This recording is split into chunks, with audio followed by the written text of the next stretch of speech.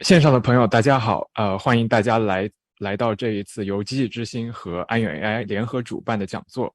我是雅文，目前我在加州大学伯克利分校的 Center for Human Compatible AI 担任研究助理，同时也是安远 AI 社区的成员以及今天讲座的主持人。那安远 AI 社区是一个关注人工智能安全以及风险研究的技术社区。我们的目标是为青年学者以及该领域的学术界和产业界搭建沟通桥梁。我们的核心使命是去推动新兴科技的长远向善发展，以及构建安全、可信、可靠的人际关系。那今天我们会举办我们迈向安全、可靠、可控的人工智能的系列讲座的第4期。我们这一次的系列讲座的内容会探讨强化学习、预训练大模型以及通用人工智能的潜在风险以及安全问题，并且会介绍可解释性、鲁棒性以及人工智能对齐等新兴的研究方向。那各位观众可以关注我们的微信公众号和加入我们的交流群，我们会持续发布未来活动的信息。那我们今天邀请到了 Brian Christian，Brian 是一位科学作家，屡屡获奖，曾著有畅销书《算法之美》。那 Brian 于2020年撰写的《The Alignment Problem》目前正在被翻译成中文，被微软的 CEO 萨提亚·纳德拉评为2021年激励他的5本书之一。今天他会为我们分享这本书的核心要点。那 Brian 今天的讲座会持续大概30分钟左右，在分享的过程当中，大家可以在直播间的讨论区里用中文或者是英文提问。分享环节结束之后，我们会进行20分钟的问答环节。So thank you very much for being here, Brian. I think I'll hand over to you now. Great. Well, thank you very much. I want to say thank you as well to Brian and Julia for the opportunity to speak with you. And thank you, Yawen, for the introduction. I want to talk with all of you this morning about the alignment problem in machine learning, namely, how to make sure that machine learning systems that learn by example rather than being explicitly programmed, actually behave in the way that we expect and ultimately do what we want. We find ourselves, I think, at a very crucial juncture around the development and deployment of machine learning systems into the real world. Now, what do I mean by that? Well, many of you will be familiar, but just so that we're on the same page, we've seen in the area of image classification, where you're trying to determine the contents of an image, we have seen error rates in the ImageNet contest drop 42% in a single year in 2012, and cumulatively by more than 92% over 6 years. And progress like this is transformational, and it doesn't happen very often in the history of a field.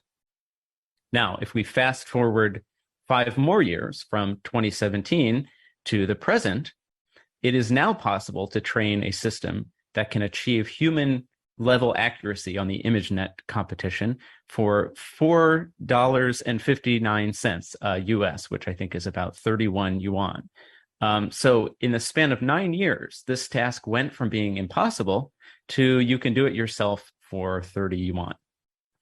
In fact, today, you can't even take a photograph with a contemporary smartphone camera without invoking something like an 11 or 12 stage machine learning pipeline that is doing everything from the auto exposure to the focal distance to the white balance and color correction to noise removal, fusing multiple exposures together.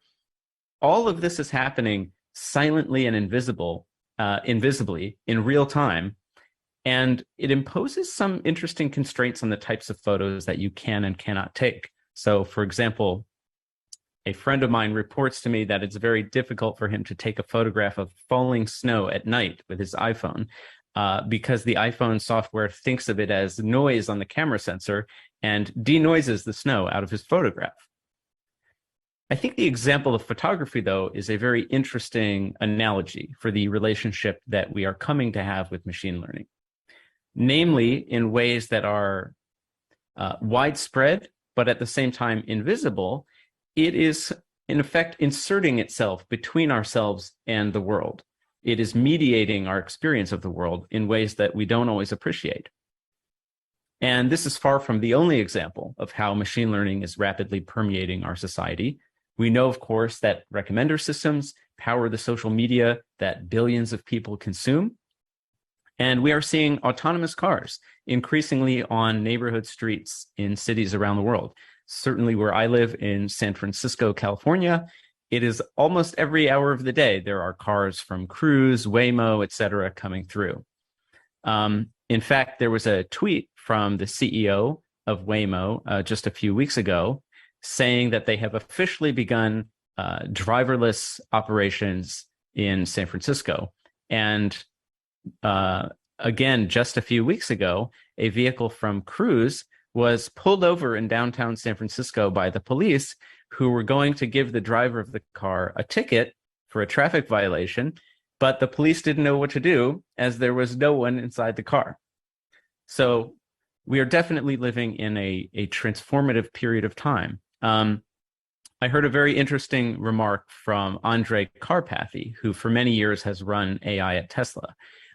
He described machine learning software as being like a kind of fungus that is eating away at the C++ code that he and his team have so painstakingly crafted over the years. And I mention this because we have a narrative that machine learning is replacing human expertise and human judgment. But I think it's actually even more significant than that. It's also replacing traditional software engineering practices. So not only in celebrated public examples or highly visible examples like this, but in ways that I think are also going under the radar, machine learning systems are increasingly entering into the decision-making of our public institutions as well. So in the United States, for example, if you look at the criminal justice system, there has been an exponential rise in the use of statistical and machine learning risk assessments at the state and national level.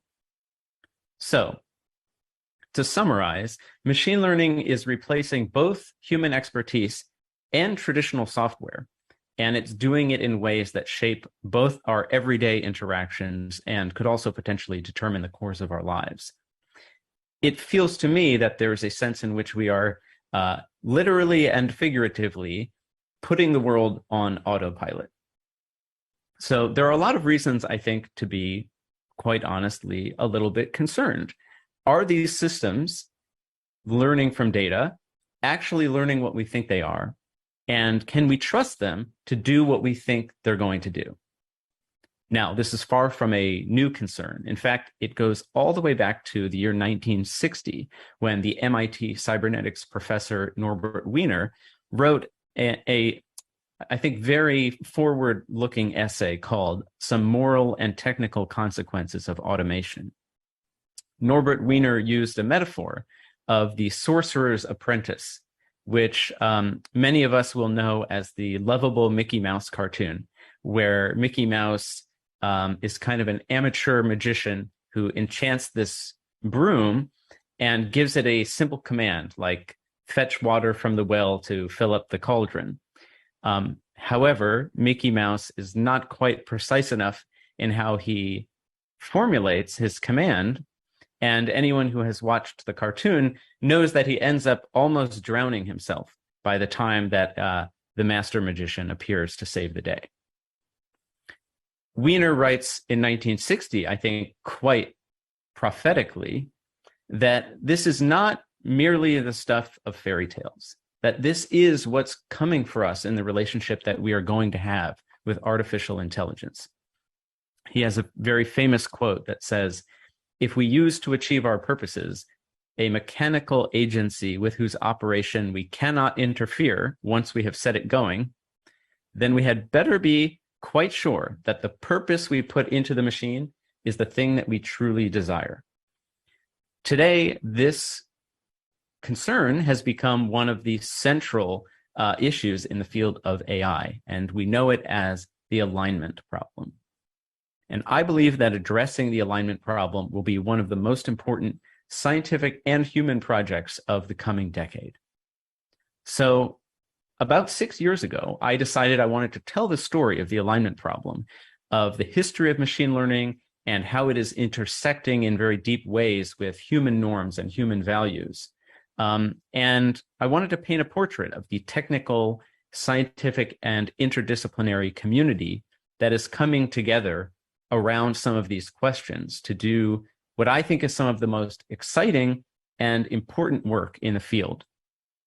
That process ended up taking me through historical research of the field's pioneers, people like Walter Pitts and Warren McCulloch, the inventors of artificial neural networks in the 1940s, all the way to about 100 interviews with researchers at places like Google, Microsoft, DeepMind, OpenAI, Stanford, MIT, Berkeley, and beyond. And those 100 interviews and profiles of individual researchers comprise the stories of the book. Obviously, we don't have time to tell more than just a couple of those stories, but I hope this morning to give both a flavor of the book as well as, more importantly, an overview of the work that's being done in this space. So, said most plainly, how can a machine learning system fail to have the purpose put into it that we truly desire? And just as importantly, what can we do about it? Well, broadly, we can think of a machine learning system as having two halves. There is the training data, the set of examples from which the system learns, and there's what's called the objective function, which is how we are going to mathematically define success in each of those examples. Now, each of these offers an opportunity for things to become misaligned, and we will look at each in turn. So I will start first with the training data. And I will be a little bit briefer here, so there's more time to talk about the objective function in the second half. Now, many people, certainly in the United States, are very familiar with the example that I have on the screen, which is one of the most infamous cases of image classification software that's gone wrong, which was in the summer of 2015. Google Photos suggested a caption for an image of selfies taken by the software developer Jackie Alcine and his friend. And the caption it suggested was gorillas, which is a hurtful racist stereotype that goes back to the time of slavery in the United States. Now, this led to a public relations disaster, and it led to a wave of academic work by people like MIT's Joy Buolamwini, who did a classic paper in 2018 where she tested a number of commercial face detection systems. And she was able to show that the error rates in state-of-the-art commercial face detection systems were, in some cases, 30 times higher for darker-skinned females than they were for lighter-skinned males. Now, work like hers has become part of a more broad scrutiny of the kinds of data sets that get used for systems like these, both in industry and in academic research. Now, one of the most widely used and most cited data sets of the 2010s is called Labeled Faces in the Wild, which was scraped together on the internet using digital newspaper front pages from the 2000s. An analysis that was done just several years ago showed for the first time that as a result of this methodology, pulling the images from newspaper headlines, the data set contains twice as many pictures of US President George W. Bush as it does of all Black women combined. So anyone working with this data set to build face recognition technology had perhaps accidentally built George W. Bush recognition technology. Now, these very same sorts of data set issues are also being seen in autonomous driving, including the 2018 crash of the Uber car that killed a pedestrian in Arizona. And now, I've read the National Transportation Safety Board report, and it is very striking. It shows that the system basically did not have any training data of jaywalkers. It had only seen examples of people crossing the street at a marked crosswalk. And what's more, the system was built on an object recognition system that had a very rigid set of categories that included pedestrians and cyclists. And it had thousands of examples of each of those. But this particular woman was walking a bicycle across the street, which was something that the system had never seen. And so there was no way to know what was going to happen. And unfortunately, it ended up striking the woman. Now, to underscore the importance of data sets in autonomous driving, this is a slide from, again, the longtime head of AI at Tesla, Andrej Karpathy, speaking at my university of UC Berkeley, explaining that when he was a PhD student, he lost 95% of his sleep thinking about models and algorithms. But today, running AI at Tesla, he loses 75% of his sleep thinking about data sets. Now, we're starting to see some norms emerge. This is quite similar to the nutrition facts that you sometimes see on food packaging, where data sets are now coming with these labels or these informational sheets indicating where the data has come from, what data might be underrepresented, possible biases that might exist in that data set.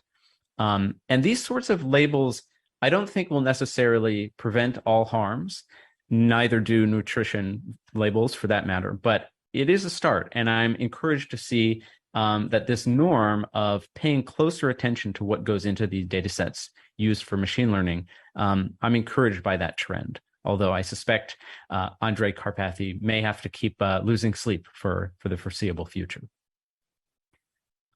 Let's now turn our attention from the training data to the other side of a machine learning system, which is what's called the objective function.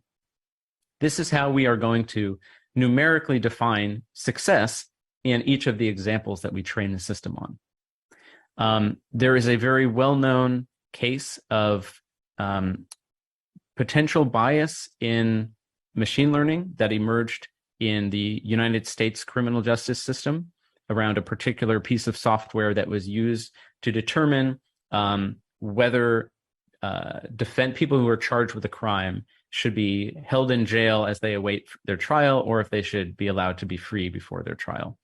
And the debate over this software really started to focus on how you mathematically determine that a system like this is fair. So one potentially intuitive way of defining fairness is what is called calibration, where you say, okay, if the system says that someone is an 8 out of 10 risk to be arrested or to commit future crimes, then they're going to actually, in the real world, have the same probability of being arrested, whether they are white or black or male or female, et cetera. That seems pretty intuitive. It seems pretty desirable. But there are other definitions of fairness that we could use. For example, there's what's called equalized odds, which looks at the error rates and the composition of false positives to false negatives. And it looks for this to be the same across different groups. Now, this also seems like something that we would really want, and seems like it's part of our intuitions about what fairness might actually mean. It turns out we don't have time to get into this, but it has been mathematically shown that a system cannot satisfy both of these definitions at the same time. And so we are left with a very interesting set of questions at the intersection of computer science and public policy around how we want to define fairness that and these guarantees of fairness that exist in the law. You could even think about the Google Photos gorillas example that we began with, that this is a matter not only of problems with the training data, but also with problems in our objective function. Now, the typical objective function that is used in image classification is what's called cross-entropy loss. And you can sort of think of this as basically wanting to minimize the number of mistakes. Well, what's the problem? It seems very intuitive. Well, the problem is that if all you care about is minimizing the number of misclassifications, then you are assuming that any misclassification is equally as harmful as any other. But I think a big part of what the Google Photos example shows us is that this is not true at all.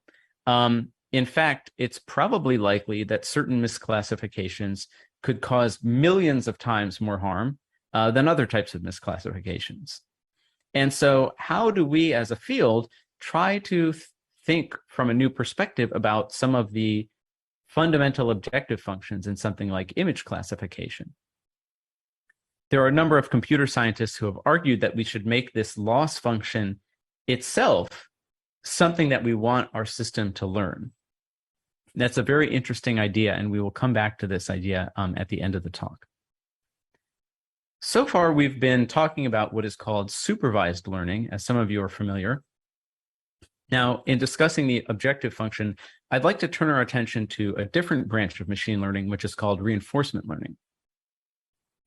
If supervised learning is about predicting certain hidden attributes from visible attributes, reinforcement learning is a different framing of the problem, which is essentially about maximizing numerical rewards through a series of behaviors. This has been used in many arenas within machine learning, and some of, I think, the most significant successes of the last 5 to 10 years, like playing Atari games with superhuman ability, defeating the world champion at the game of Go, robots that can solve a Rubik's Cube, for example. These are all examples of reinforcement learning.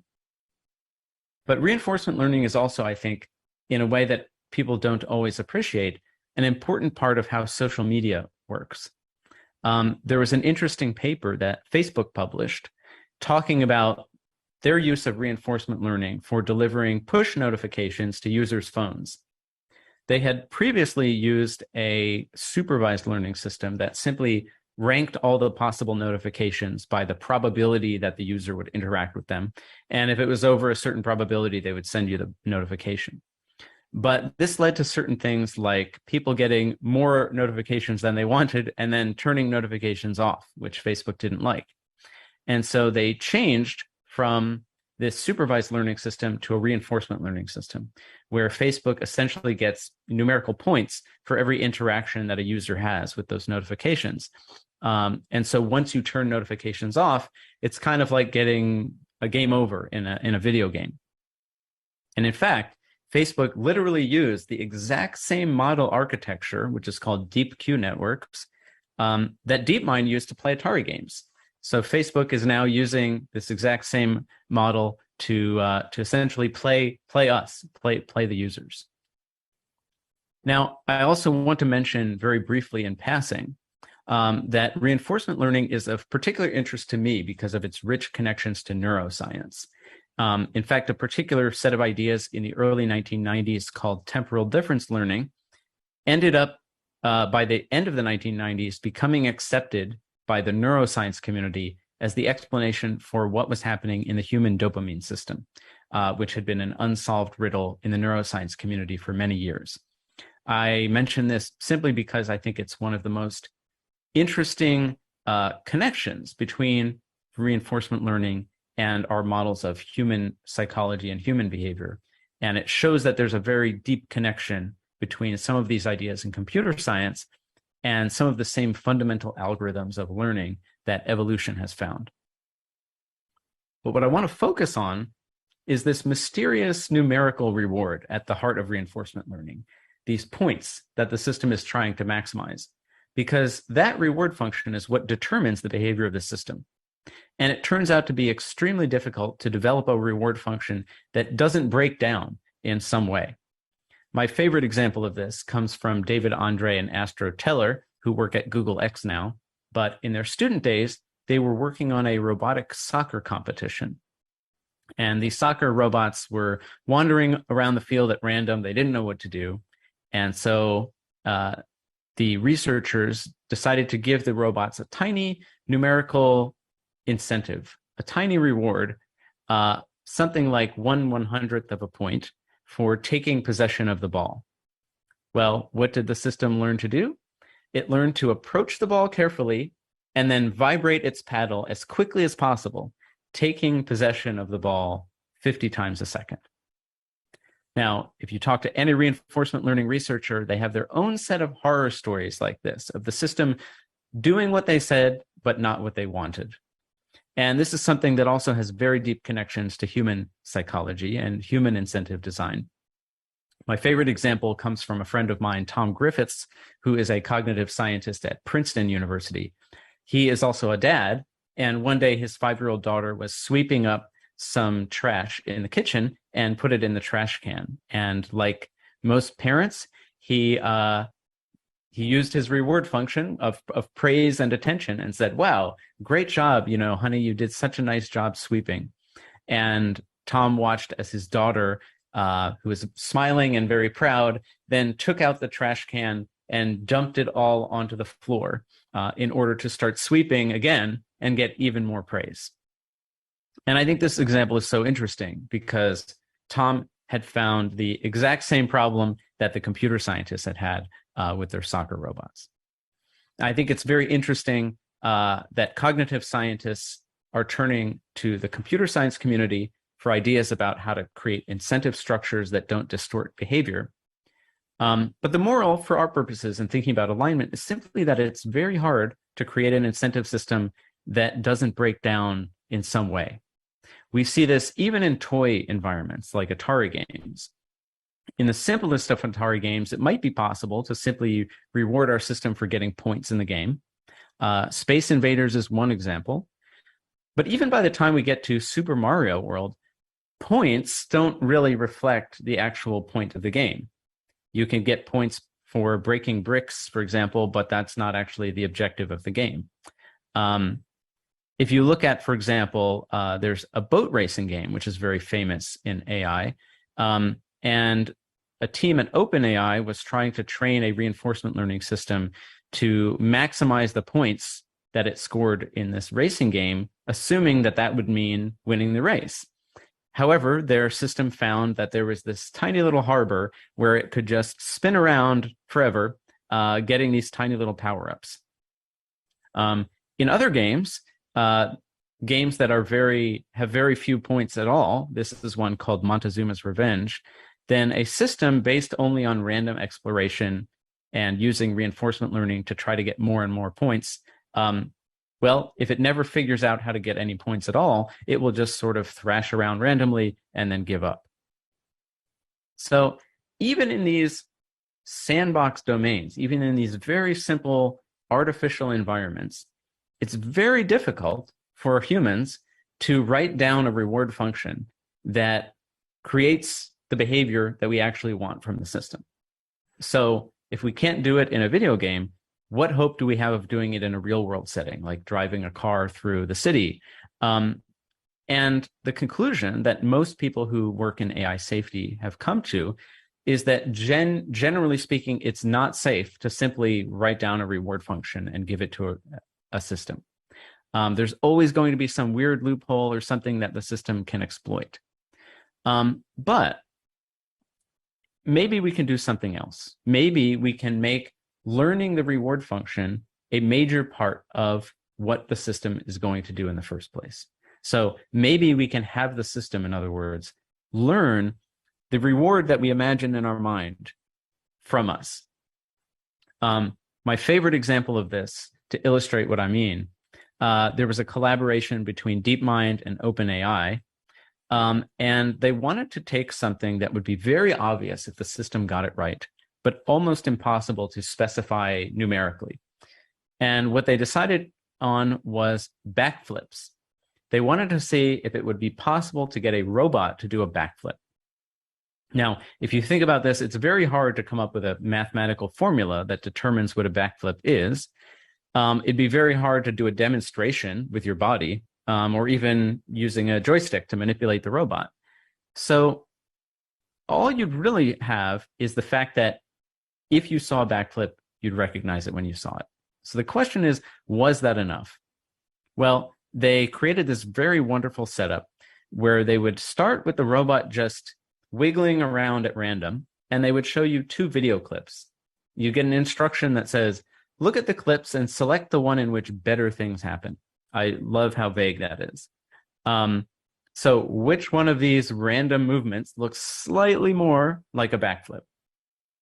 And behind the scenes, the system would build a reward model of what it thought the reward in your head was based on these preferences that you have made. And then it would go and try to optimize for that reward function. And it would show you 2 more video clips, and you'd pick the one that was slightly more like a backflip. Well, if you do this for about an hour, which is fairly boring, but at the end of the hour, something amazing happens, which is that the system is doing these gymnastically perfect backflips and sticking the landing every time. And I think this is really remarkable, that we have a mechanism for extracting the aesthetic preferences out of human brains using nothing but these left or right preference judgments. And that for me is really sort of a kind of miracle. It's a beacon of hope that we can get beyond the sort of manual hand coding of reward. Now, before we wrap up, I want to say just a few words about large language models, which is the current frontier, I would say, of AI alignment. I'll try to be quick because I want to make sure we have time for questions. So for people who aren't familiar, large language models are basically autocomplete on steroids. I think we've all experienced, these systems on our phones that predict the next word that we're going to type. And in fact, people don't realize this, but the active area of the screen that relates to each letter actually changes dynamically based on what letters the system thinks are more typical. So the buttons actually invisibly get wider and narrower based on what it's predicting that we're going to say. But what would it mean to have an autocomplete system that was really, really, really powerful?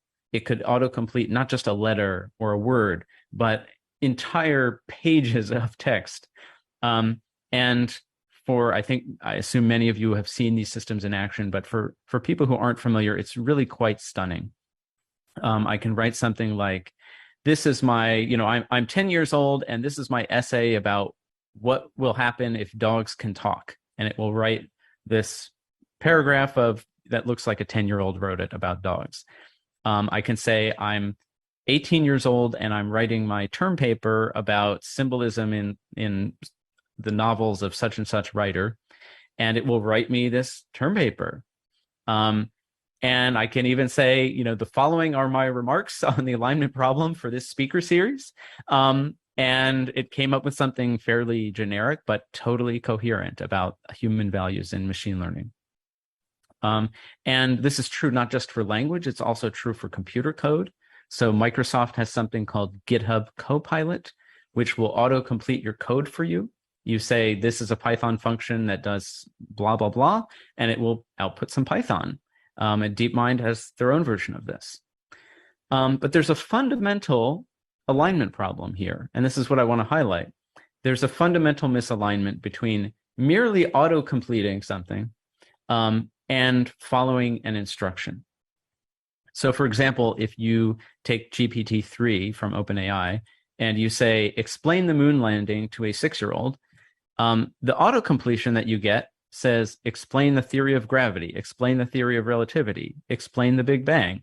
So it's auto-completing because it is predicting sentences that it thinks would follow that sentence, but that's not what you actually want. What you actually want is to give it a command and have it do what you have asked it to do.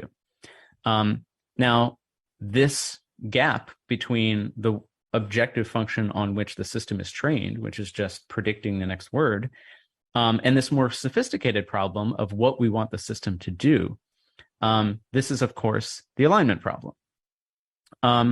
And one of the things that's very striking about this with large language models is that this misalignment actually gets worse rather than better as a function of the size and power of the model. So this is not something that goes away just by making the models bigger and more powerful. In fact, it actually gets worse. Okay, so there's this question of what are we going to do here? Well, the current technique that's being used, and this really sort of brings us up to the cutting edge of alignment work, is called reward modeling. And so the idea is we are going to have a bunch of possible continuations of text. In this case, we're going to have 5 or 6, and then we're going to hire some random people to rank them, to put them in order from which one they think is the best to which one they think is the worst. And this could be something very general of which text do they think is the most polite, which text do they think is the most factual, which text do they think is the least offensive.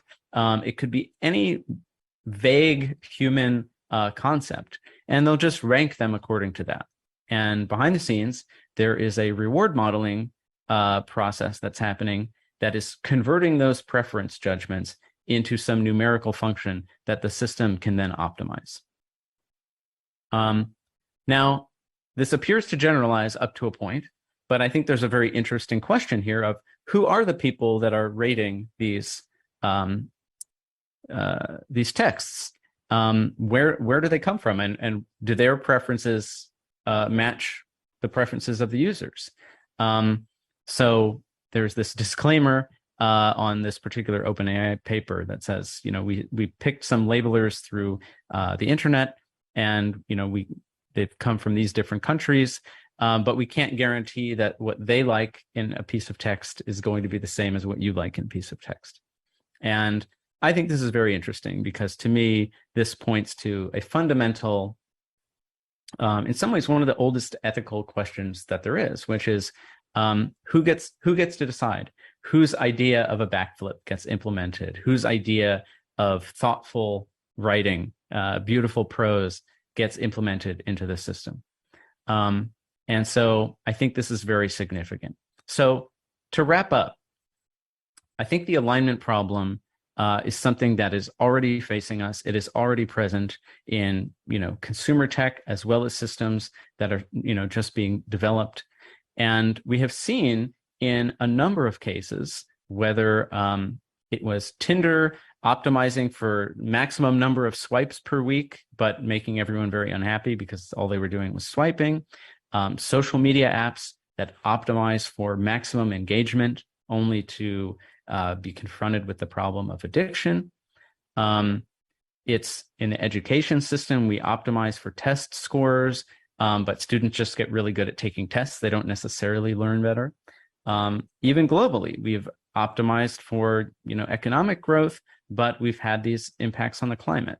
So I think, to my mind, the alignment problem is not merely something that exists within AI, but it affects the world at large. That so many of our systems, both mechanical as well as economic and political, are organized around trying to maximize these objective functions that capture part of what we want, but not all of it. And I'm cautious but hopeful that some of the work that's being done on these ideas of reward modeling might drive us forward into a world that allows us to move away from these manually specified numerical objectives to something that's more vague but more human, that captures more of the nuance of what we want. Like, for example, the Backflip project that just said, look at these 2 videos and tell me which one is the one in which better things happen. Now, of course, I think we have a long way to go. There's a lot of work to be done. But I think this is some of the most exciting as well as important work that's happening in computer science. I think addressing the alignment problem is likely to be, I think, the defining human project of the 2020s, and if not the coming century. So I want to give the last word here to Alan Turing. In 1951, he was giving a radio address about some really early experiments in machine learning that he was doing.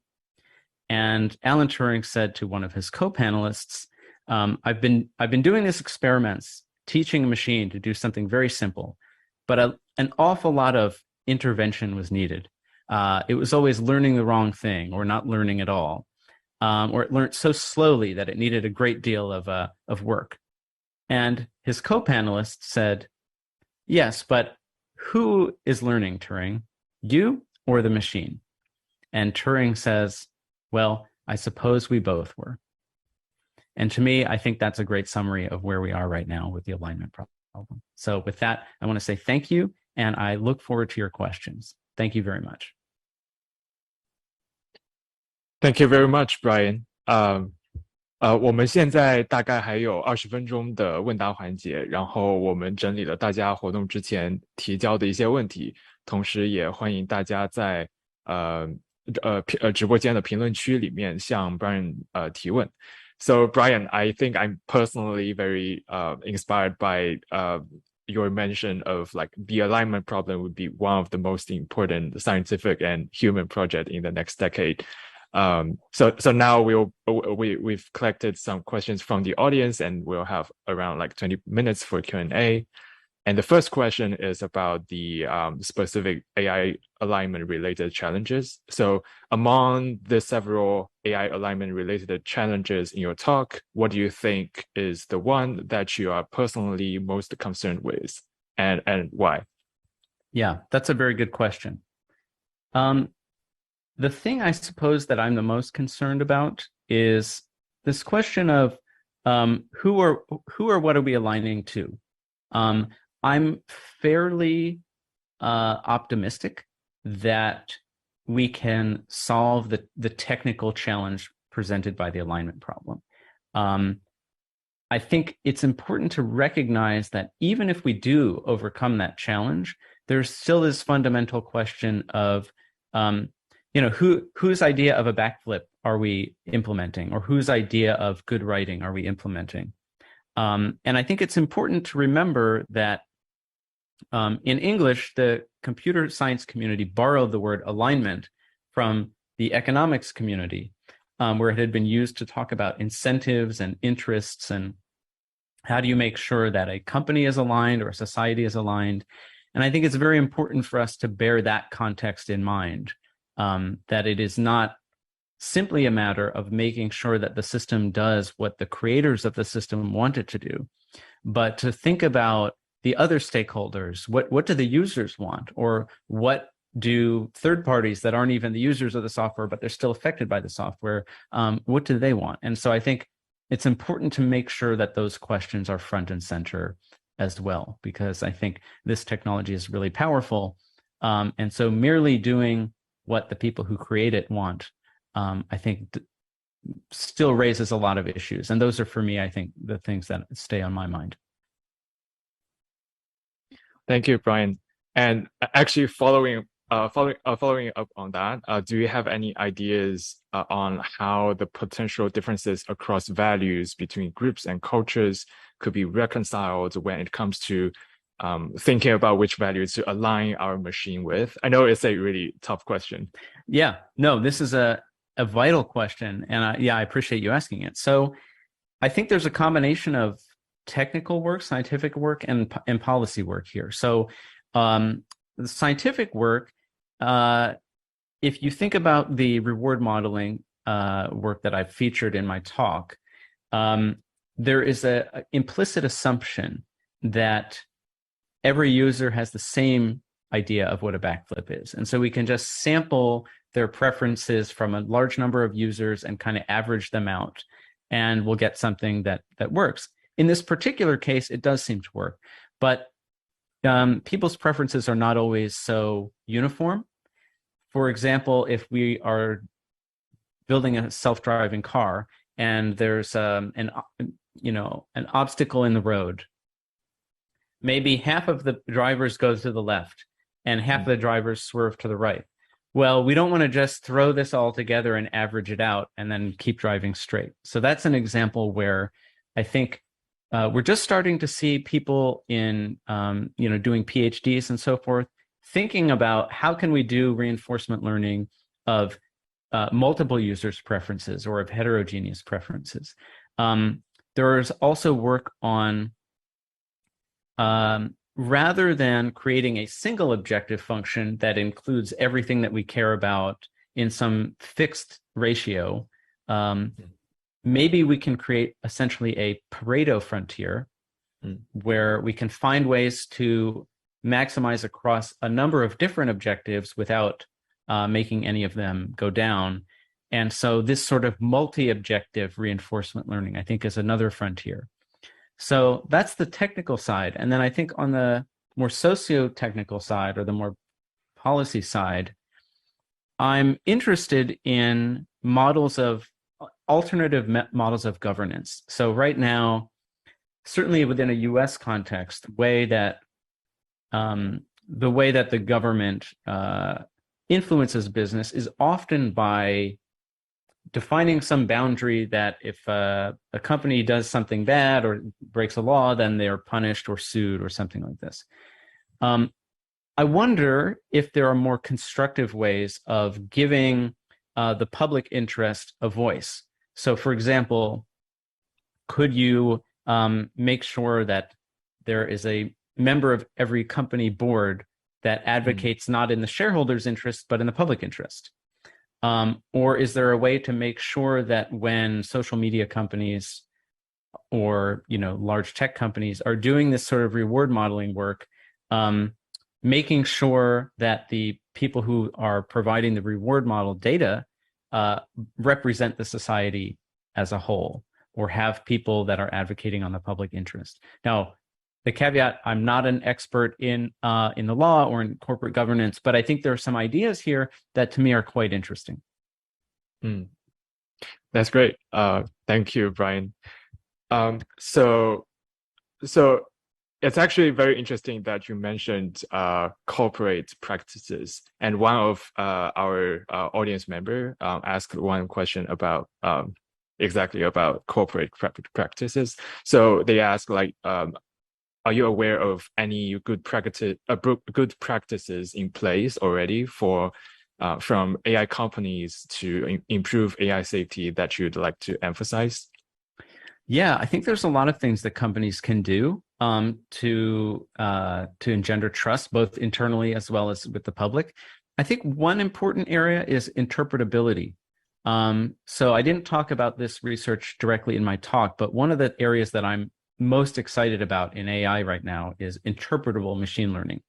And we are seeing the work of people. I mean, I could mention specific people, Rich Caruana at Microsoft, Cynthia Rudin at Duke University. There's a lot of, I think, very exciting work being done on models that are competitive with deep neural networks on normal metrics of accuracy, yet are much simpler, much more interpretable.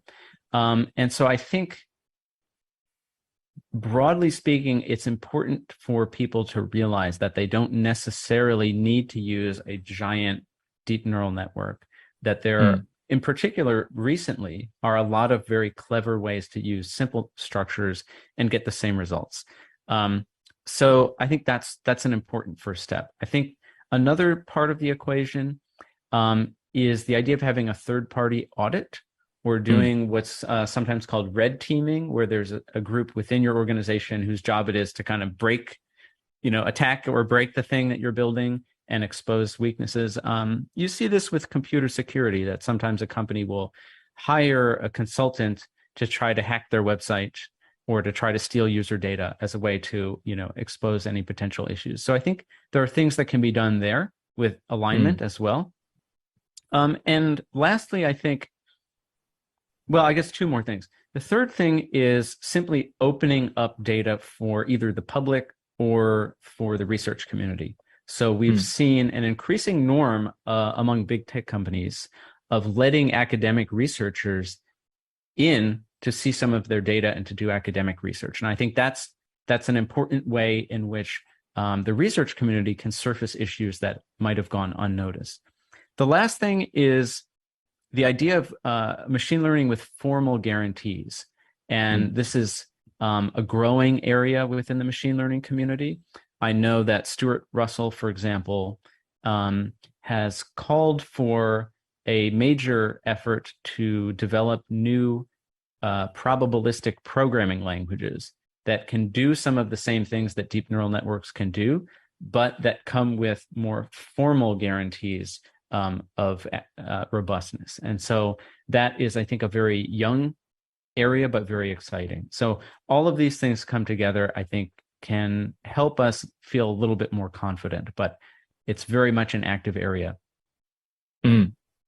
Yeah, thank you, Brian, for introducing those technical approaches. So I want to shift gear to a broader question about AI alignment landscape. So we have a two-part question here. First of all, we know you have written the book, The Alignment Problem, and what do you think? So the first part is, what do you think is the most significant change in the AI alignment landscape since The Alignment Problem was published in 2020, and how do you foresee the AI alignment research field develop over the coming 5 to 10 years? Yeah, that's great. So this field changes so quickly that, as you say, even between the book's publication and today, there have been some major changes.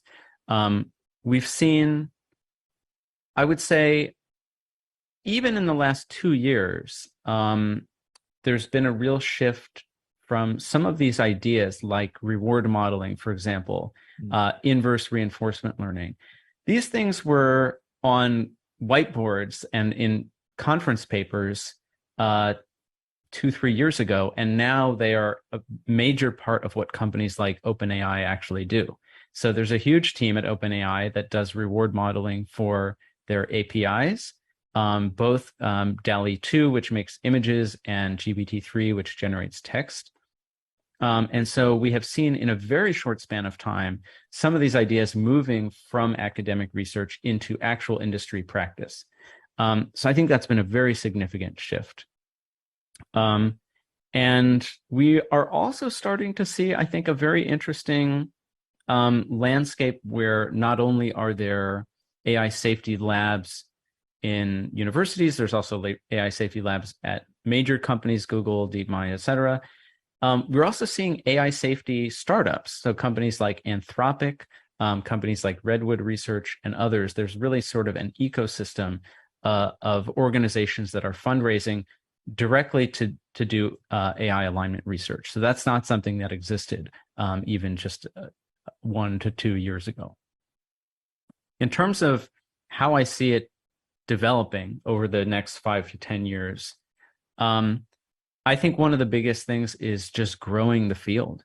I think it's been very striking. I mean, one of the things that I talk about in the book is how quickly some of these ideas went from being very unpopular within the computer science community to being some of the fastest growing parts of the computer science field. So even, one researcher told me that when he went to the NeurIPS conference in 2016, he said he worked on AI alignment and no one knew what he was talking about. And then by 2017, there was an entire workshop on it. And now there's major sub-conferences on things like fairness, things like interpretability, et cetera.